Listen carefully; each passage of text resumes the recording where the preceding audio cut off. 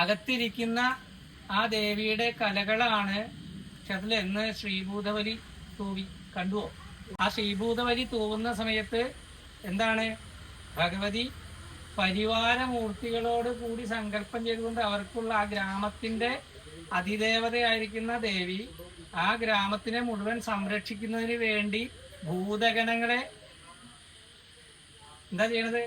ഭൂതഗണങ്ങളെ മുഴുവനും ആ ഹവിരന്നം കൊടുത്ത് പറഞ്ഞേക്കാണ്, സങ്കല്പം ചെയ്യാണ്. അവർ വേണം ഈ ഗ്രാമത്തെ കാത്തു രക്ഷിക്കാനായിട്ട്. അപ്പൊ ഈ നാടിന് മുഴുവനും ഐശ്വര്യം അഭിവൃദ്ധിയൊക്കെ ഉണ്ടാവണമെങ്കിൽ എന്ത് വേണം? ഇവിടെ ഇരിക്കുന്ന ദേവി സന്തോഷപൂരിതമായിട്ട് കനിഞ്ഞ് അനുഗ്രഹിക്കണം.